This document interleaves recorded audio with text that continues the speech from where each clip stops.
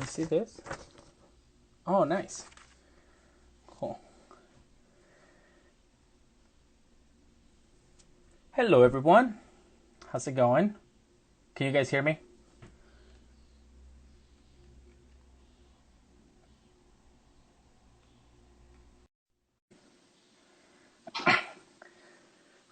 Can you guys hear us? Hello, Hugo. All right. Hey, guys, how's it going? Hello, So, everyone. just so you know, guys, know this is not my normal look. This is just quarantine look, because why not? Just getting Because a why not? haircut. Yeah. You at um, least got a haircut, which is a good thing already. yeah. Yeah, well, I did it myself. It could have been a little better, but, there's something. Um, That's okay. So, guys, in case you guys, I'm pretty sure you guys know me because you're in my Instagram and Neil's too. But my name is Hugo Arias. I'm a sommelier here in Washington D.C. And with me is Neil Garcia. He's also a som here in D.C. We've known each other for years. We've worked together for many years.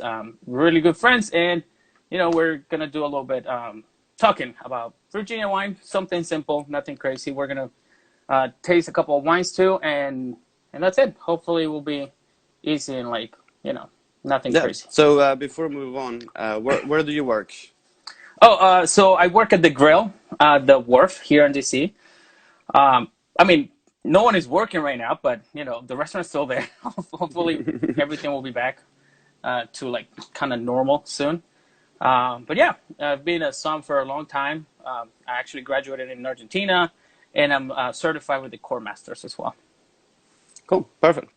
Yeah. So I used to work at the Conrad Hotel as the wine director. So hopefully things will resume soon, and we'll be able to start selling wine. That's what we love, hospitality and everything. And just because of that, we do carry both of us some of the Virginia wines that we're going to taste today, but also we carry other Virginia wines. And the idea on this is to partnership with the Virginia Wine Board. They are kind enough to give us something to do.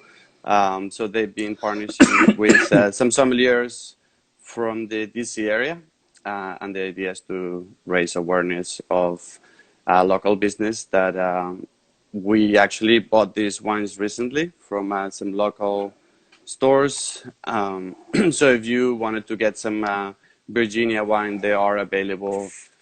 MacArthur's has some, Schneider's has plenty. I know that some of the wine bars in DC, like Maxwell Park, they also have some Virginia wines. So we all are trying to help local business by, doing some shopping through the DC restaurants that they're doing to-go food. So most of the Virginia wineries are also doing the same, that you can do curbside pickup. They do most of them delivery. So if there is a winery from Virginia that you had and you wanted to support them, you can always go to the website. Most of them do the free deliveries on 6 bottles or more, or $100 or more, depending on which one. So totally encouraged to do that. Yeah, Um, and also like guys, just to like kind of start talking about like Virginia wines and everything. Just so you know, like Virginia wine country is so close to DC. Like it doesn't take that long. Like even if you're visiting DC from like other parts of the US or like other parts of the world, you can always just take a day trip and visit wineries. And like right now, most of them are doing deliveries and like you can do pickup and things like that. So trying to like support the local wineries in Virginia, let's all try to help each other. mhm. But yeah, so just so you know, it's very close. Doesn't take that long, and it's usually a very nice drive. Like it's very pretty out there. So if you guys want to give it a try, you should totally do it. Yeah, I would say that there are, well, there's almost 300 wineries in the state of Virginia, but the majority are within an hour and a half drive from DC. So it is a nice getaway from the city. Even these days that we're kind of in this quarantine style, you can just take a day trip and go for a little hike somewhere and pick up a bottle of wine.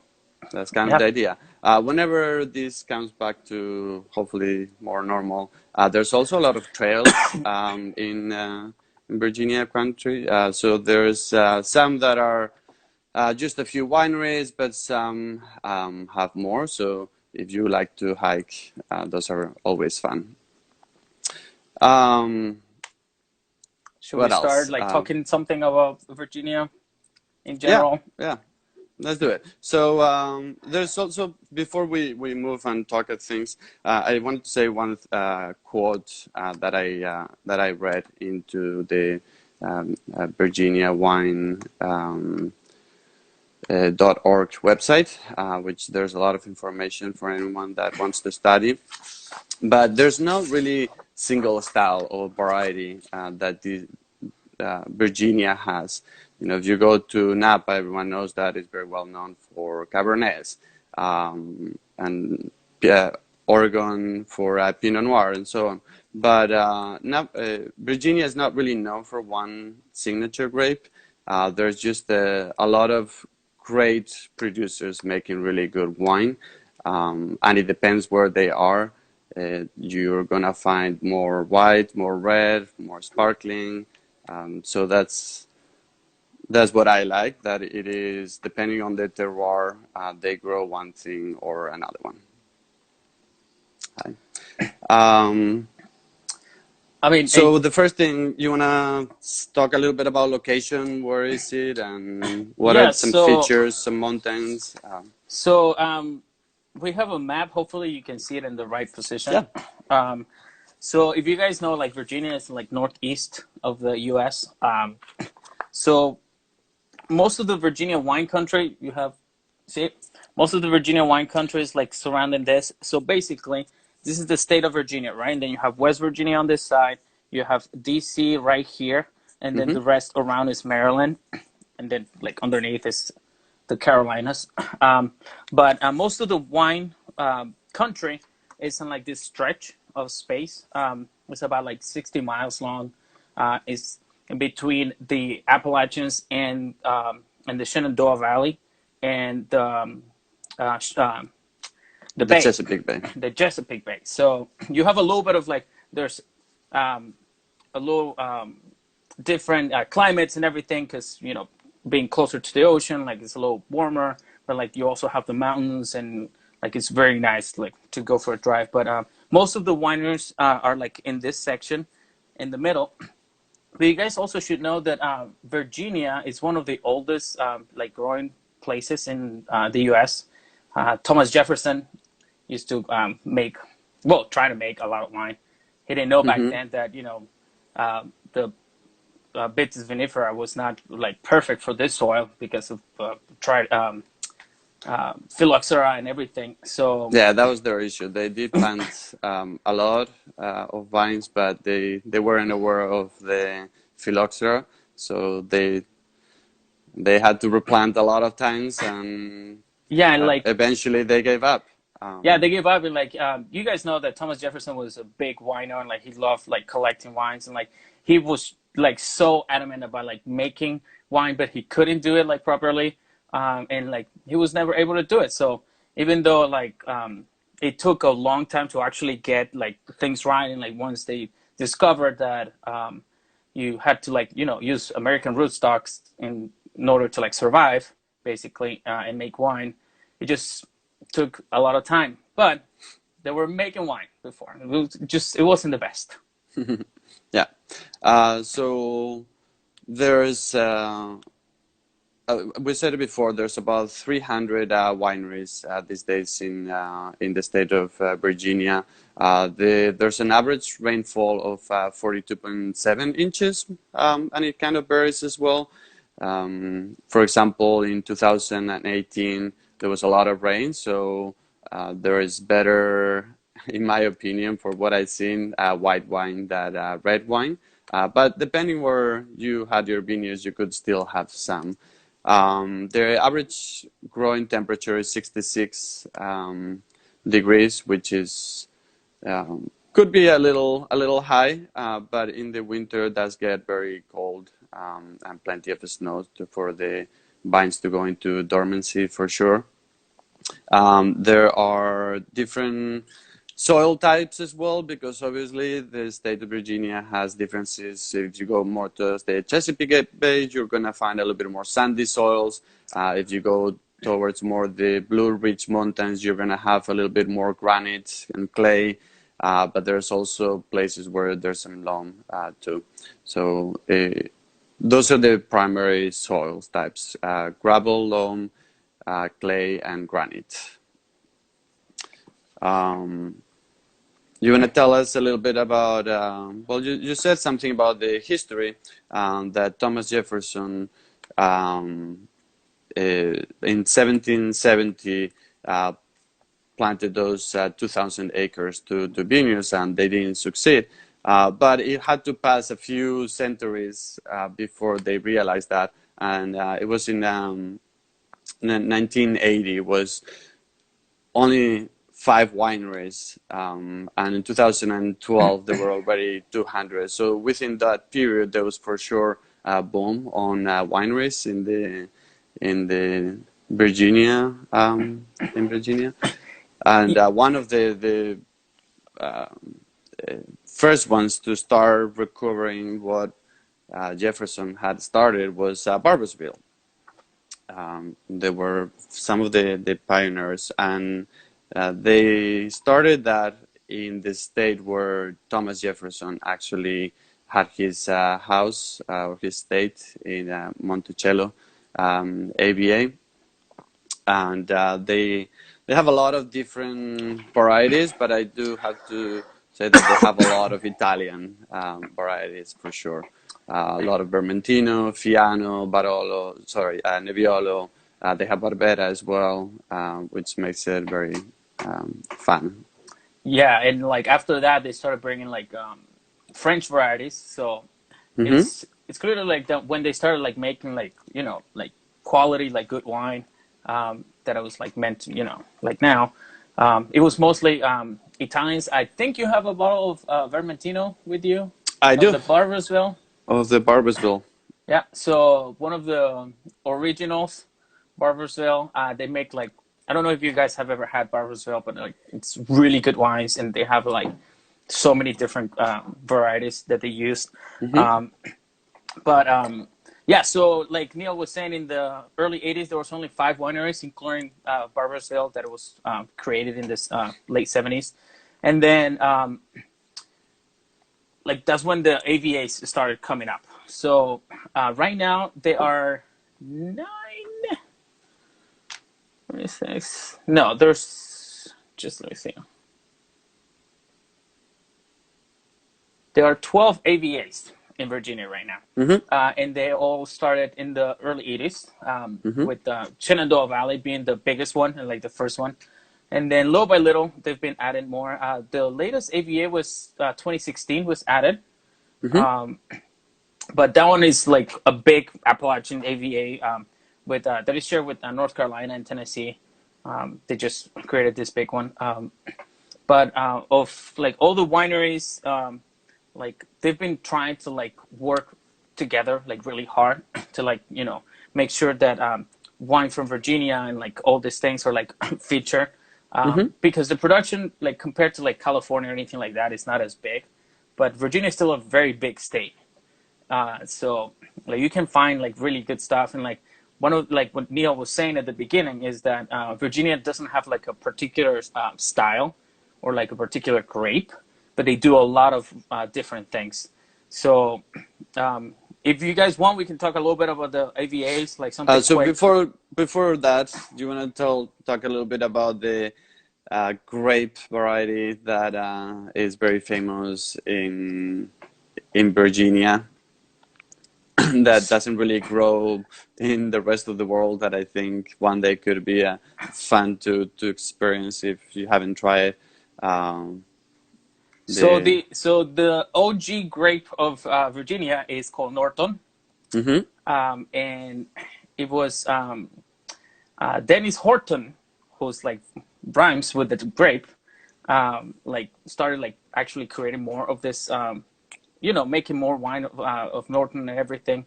And then Jennifer McLeod at Chrysalis Vineyards, she's been like working on that. hmm Like it's a native grape, like it makes like really interesting red, like powerful, like a lot of tart cherry and like very red fruited wines.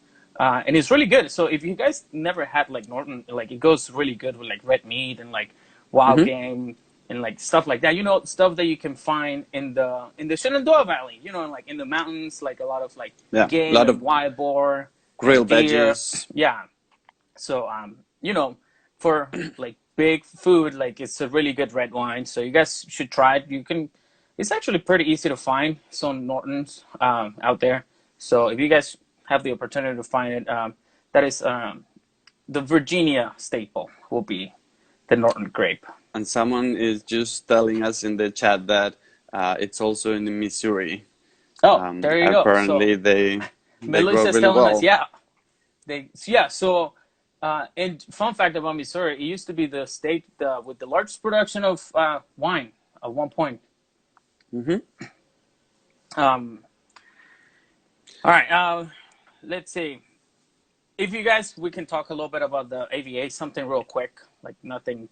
Yeah. So the first one you said it was the Shenandoah Valley AVA. It was 1982. And it's bounded by the Blue Ridge Mountains, which is the east, and the Appalachians as well. So that one is very interesting because the Blue Ridge Mountains do give a lot of freshness and cool nights that help to retain acidity for most of the wines, which it sometimes could be lacking in the state of Virginia. So that one for sure is some of my favorite wines from Virginia or from the Shenandoah.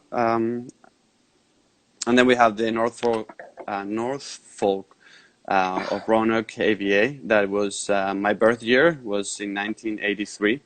Was formed, which was the second one with the Rocky Knob AVA as well, the same year. And it's kind of the same idea that if you have some vineyards with a little bit more elevation, it for sure helps to retain that acidity and freshness. Then you have the probably one of the most famous ones is Monticello AVA, which is like hmm kind of like in the middle. So it'll be like kind of like right here Yeah. ish. And then Monticello was the home of Thomas Jefferson, so it's kind of like the first place where European vines came in, and like they didn't work at the beginning, but like they did after that, and like wineries like Barbersville and like these big ones are like in the Monticello AVA. hmm And then do you have other ones like George Washington Birthplace AVA? We have like a couple of weird AVAs like that, but it's like um, just little AVAs around it. Virginia Eastern Shore, that one's like the one closest to the bay, hmm with like a little sandier soils and things like that. So hmm not as much elevation compared to the other ones. And then And one of the then yeah, go ahead. the Middleburg, Virginia AVA, which is very close to DC. It's also the place where a lot of my favorite wineries in the area are, and it really is very easy to go from DC and spend just the afternoon any day. Yeah, and And we also we need to have mention about you have a bottle of it yes, we have to from it, mention no? a little bit from Middleburg. Boxwood States.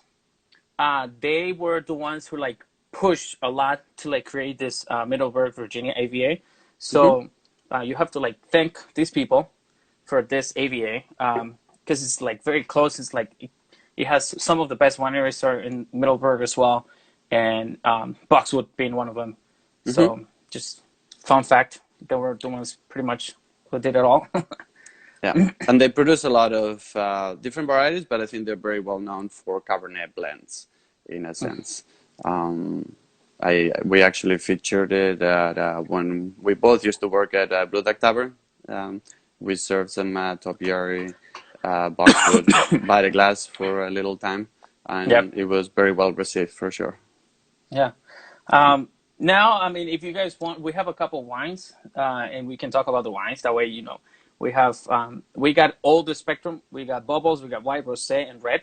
Because Virginia, you can make whatever, and we wanted to get some dessert wines too. But with all this happening, it's a little harder. But they also make crazy delicious dessert wines. Um, Hmm. but I mean, if you want to start with In the fact, there sparkling, was I never forget the Norton port style hmm, from Horton. yep, That is quite fantastic. So that one could be a fun dessert wine from the area for sure. yeah. I mean, if you want to start with the bubbles, Yeah. So we wanted to drink cheers. one of each. Cheers. And this is the Thibault Jameson, I mean, which is, can you? Yeah, it's, yeah, it's but just a it's little one of backwards, but the best sparkling wines, in my opinion, from Virginia. You also have, for sure, um, Trump. That's Trump Winery has a good sparkling wine for sure. And what else? I mean, This one is, it's a delicious sparkling. It's like yeah, this very one is a hundred refreshing. percent Chardonnay. Yeah, So it is a blanc de blanc, and in fact, when they started, they call it blanc de Chardonnay, which I think is funny. They'll be mortified if they see that in Champagne, but it was by Claudio Thibault and Manuel Jameson that started it. yeah. And I mean, it's great. Like if you didn't know that you're drinking Virginia sparkling, like you would think that this is like like a nice Cremant or like something like that. It has like Hmm. a lot of richness and like but like great acidity. The bubbles are great. It's really really good to drink. Yeah, a So lot of ripe pears and apple flavors for sure in it. A little yeasty, but it still finishes very fresh and clean in style, I would say. So it's for sure friendly.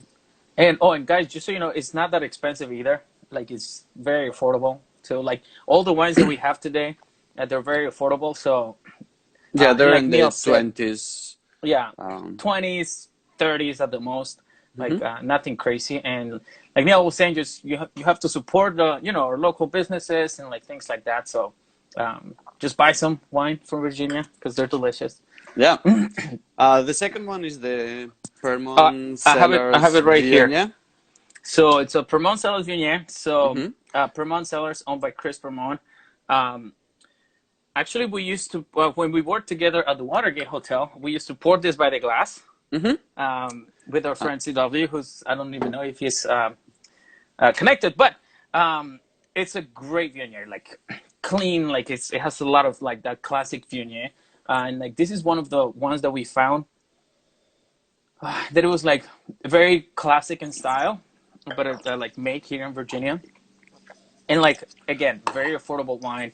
It goes great with food. It has like nice acidity, but like that pear and apple Hmm. is And a lot of flowers. So yeah, this is the perfect wine for this season, for to be drinking on a patio with the warm weather, just sipping it and pretend that you're in the middle of a nice garden full of flowers. That's kind of the idea. yeah, yeah. It's really good. Like this is a really really nice like easy to drink Viognier, and it goes great with food in general because we. That's one of the reasons why we put it by the glass when we were at the Watergate, Hmm. because it's a very good food friendly wine.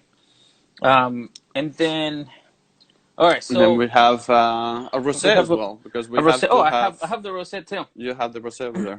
So Early Mountain Rosé, 2017, also from Virginia. Um, this you see the color on this pretty rosé, like very Provence color and style. Hmm. Um, but this is mostly Merlot, so it's a blend. Um, it's a blend of Merlot, Cab Franc, Malbec that has a little Syrah in it as well. but it's mostly Merlot. So, and this is like really not. I mean, it's spring, like.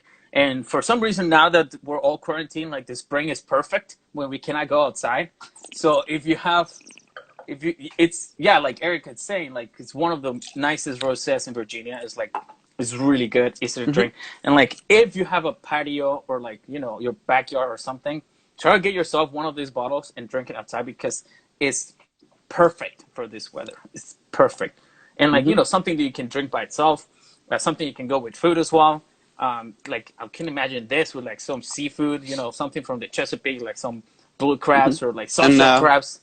what's the So alcohol in the wine? That's something that I didn't check before.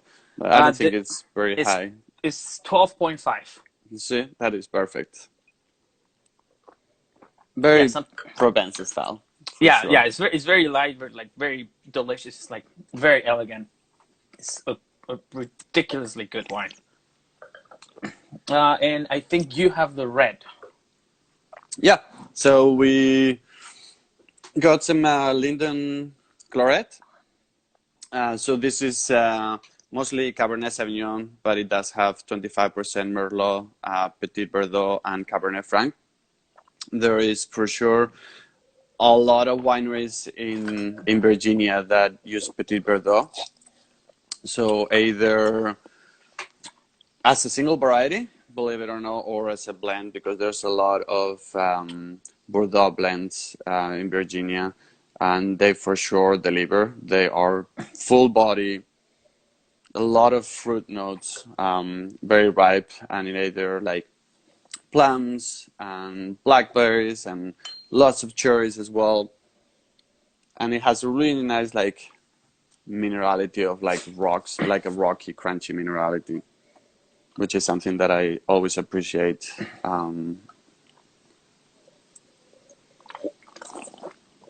But it also has like great acidity. Mhm. So it's like easy to drink. It's not like a heavy red.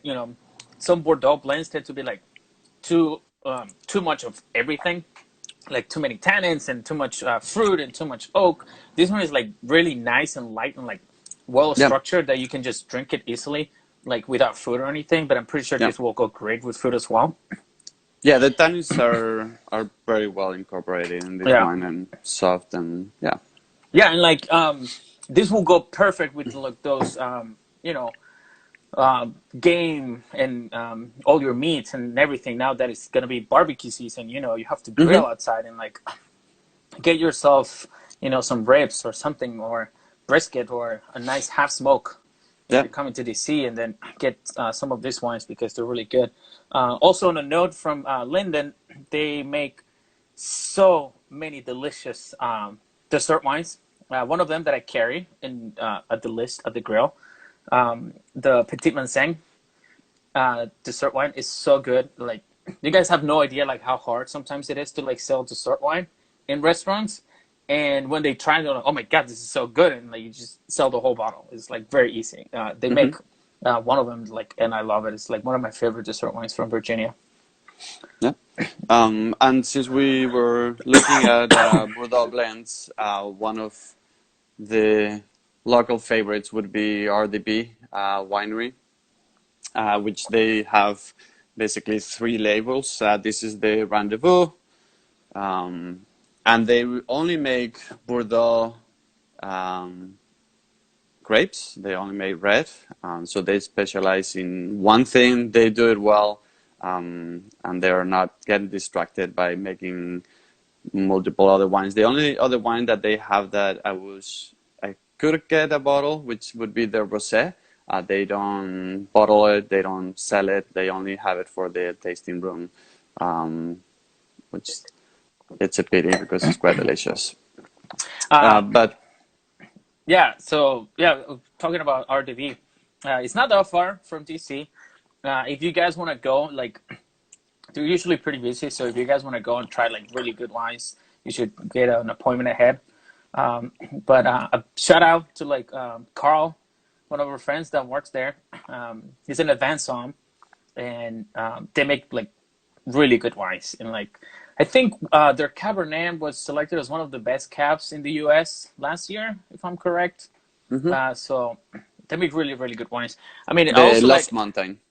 yeah, and I mean, since I have it here, the Boxwood, another blend. So this is also a red blend as well. Hmm. Um, Same thing. This is Cap Franc, Merlot, Cabernet Sauvignon, and Petit Verdot. So a lot of Bordeaux blends around here. But if you guys want to like check it out, like other wineries, Glen Manor is really good. Rappahannock Cellars has like a really nice picnic area where you can actually bring your dog and your kids, and you get the wine and you sit outside and Hmm. picnic.